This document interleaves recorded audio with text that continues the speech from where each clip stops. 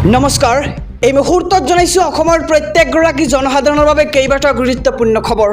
আজি হৈছে 23 ছেপ্টেম্বৰ। আজিৰ দিনটোতে অসমৰ লগতে ভাৰতবৰ্ষৰ বিভিন্ন প্ৰান্তৰ পৰা কেইবাটাও গুৰুত্বপূৰ্ণ খবৰ যুগুত কৰা হৈছে। এই মুহূৰ্তত জনাইছোঁ আজিৰ প্ৰথমটো খবৰেই ৰাজ্যবাসীৰ বাবে এটা ডাঙৰ খবৰ। উৎকট গৰমৰ মাজতে ৰাজ্যবাসীৰ বাবে আহি পৰিছে ভাল খবৰ। অহা 25 ছেপ্টেম্বৰ পৰ্যন্ত ৰাজ্যত হ'ব ধাৰাসাৰ বৰষুণ আৰু বতৰ বিজ্ঞান কেন্দ্ৰই জাৰি কৰিছে এইবাৰ য়েলো এলাৰ্ট। উৎকট গৰমৰ মাজতে বতৰ বিজ্ঞান কেন্দ্ৰই দিছে এই ভাল খবৰটো যে কোন জিলাত হ'ব এইবাৰ ধাৰাসাৰ বৰষুণ। আহক সবিশেষ জানি লওঁ। কোকৰাঝাৰ, চিৰাং, বঙাইগাঁও, বৰপেটা, বাক্সা, কামৰূপ গ্ৰাম্য, নলবাৰী, কামৰূপ মহানগৰৰ লগতে দৰং, ওদালগুৰি, মৰিগাঁও, শোণিতপুৰ জিলাত হ'ব এইবাৰ ধাৰাসাৰ বৰষুণ। লগতে বিশ্বনাথ, পশ্চিম কাৰ্বি আংলং, ডিমা হাছাও, গোলাঘাটতো হ'ব এই মুছলধাৰ বৰষুণ। যোৰহাট, শিৱসাগৰ, ধেমাজি, ডিব্ৰুগড়, তিনিচুকীয়াতো হ'ব এইবাৰ মুছলধাৰ বৰষুণ আৰু আজিও হঠাৎ ৰাজ্যৰ বিভিন্ন প্ৰান্তত মুছলধাৰ বৰষুণ দেখিবলৈ পোৱা গৈছে। আৰু কাছাৰ, শিলচৰ, নামনি অসমৰ বিভিন্ন প্ৰান্তত ধুমুহা বৰষুণে চলাইছে এইবাৰ সংসাৰ আৰু বিভিন্ন প্ৰান্তত ভাঙি পৰিছে গছ-গছনি, ঘৰ দুৱাৰ আৰু উৎকট গৰমৰ মাজতে ৰাজ্যবাসীৰ বাবে আহি পৰিছে ভাল খবৰ, কিয়নো 25 ছেপ্টেম্বৰ পৰ্যন্ত ৰাজ্যত হ'ব ধাৰাসাৰ বৰষুণ আৰু বতৰ বিজ্ঞান কেন্দ্ৰই জাৰি কৰিছে এইবাৰ য়েলো এলাৰ্ট।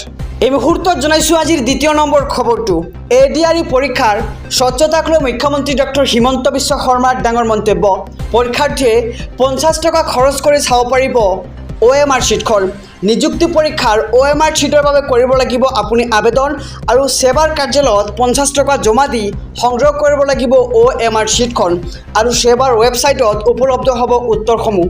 ঘৰতে বহি নিজৰ OMR শ্বীটত উত্তৰসমূহ মিলাই চাব পাৰিব এইবাৰ পৰীক্ষাৰ্থীসকলে আৰু ৰিজাল্টৰ পূৰ্বে কিমান নম্বৰ পাব পৰীক্ষাৰ্থীয়ে চাব পাৰিব এতিয়াৰে পৰা।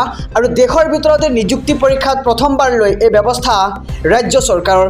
ADRE পৰীক্ষাৰ স্বচ্ছতাক লৈ মুখ্যমন্ত্ৰীৰ ডাঙৰ মন্তব্য যে এইবাৰ পৰীক্ষাৰ্থীয়ে 50 টকা খৰচ কৰি চাব পাৰিব OMR শ্বীটখন আৰু নিযুক্তি পৰীক্ষাৰ OMR শ্বীটৰ বাবে কৰিব লাগিব আপুনি আবেদন আৰু সেৱাৰ কাৰ্যালয়ত 50 টকা জমা দি সংগ্ৰহ কৰিব পাৰিব আপোনাৰ OMR শ্বীটখন। কাইলৈ অৰ্থাৎ সোমবাৰৰ দিনা পুৱা 7:30 পৰা আৰম্ভ হ'ব বিদ্যালয়ৰ পাঠদান। উৎকট গৰমৰ বাবে শিক্ষা বিভাগে দিলে এই জৰুৰী জাননী। বিদ্যালয়ৰ সময়সূচী সলনি কৰিলে শিক্ষা বিভাগে আৰু জিলা শিক্ষা বিভাগে জাৰি কৰিলে এই বিশেষ নিৰ্দেশনা। 5খন জিলাত পাঠদানৰ সময় সলনি কৰিলে এইবাৰ শিক্ষা বিভাগে আৰু কামৰূপ মহানগৰ, ধুবুৰী, বঙাইগাঁৱত পাঠদানৰ সময় সলনি কৰিছে এইবাৰ জিলা শিক্ষা বিভাগে। ডিব্ৰুগড়, কাছাৰ জিলাতো সলনি কৰা হৈছে এইবাৰ পাঠদানৰ সময়সূচী আৰু গৰমৰ বাবে ৰাতিপুৱা 7:30 বজাৰ পৰা আৰম্ভ হ'ব পাঠদান আৰু 12:30 অন্ত পৰিব বিদ্যালয়ৰ পাঠদান কাৰ্যসূচী আৰু সকলো শ্ৰেণীকোঠাতে চলি থাকিব লাগিব ফেন আৰু বিদ্যুৎ কৰ্তন হ'লে বিকল্প ব্যৱস্থা কৰিব লাগিব কৰ্তৃপক্ষই। আৰু আজিৰ দিনটোত তাপমাত্ৰা সৰ্বাধিক 40 ডিগ্ৰী চেলছিয়াছ দেখিবলৈ পোৱা গৈছে আৰু কেইবাখনো চহৰত তাপমাত্ৰা আছিল 38 পৰা 40 ডিগ্ৰী চেলছিয়াছ। আৰু কাইলৈ অৰ্থাৎ সোমবাৰে পুৱা 7:30 পৰা আৰম্ভ হ'ব বিদ্যালয়ৰ পাঠদান কাৰ্যসূচী আৰু উৎকট গৰমৰ বাবে শিক্ষা বিভাগে দিলে এই জৰুৰী জাননী। আহিছোঁ পৰৱৰ্তী খবৰৰ মাজলৈ। ADRE পৰীক্ষাত মহিলা পৰীক্ষাৰ্থীক চেকিঙৰ ক্ষেত্ৰত নতুন নিয়ম ঘোষণা মুখ্যমন্ত্ৰী ডক্টৰ হিমন্ত বিশ্ব শৰ্মাৰ। ADRE পৰীক্ষাত মহিলা পৰীক্ষাৰ্থীৰ পৰা চেকিঙৰ বাবে ল'ব লাগিব এতিয়া অনুমতি আৰু চেকিঙৰ বাবে মহিলা পৰীক্ষাৰ্থীয়ে অনুমতি নিদিলে অন্য কক্ষত অনুষ্ঠিত হ'ব পৰীক্ষা আৰু অধিক কটকটীয়া নিৰাপত্তা বেষ্টনীৰ মাজত এইবাৰ অনুষ্ঠিত হ'ব ADRE পৰীক্ষা।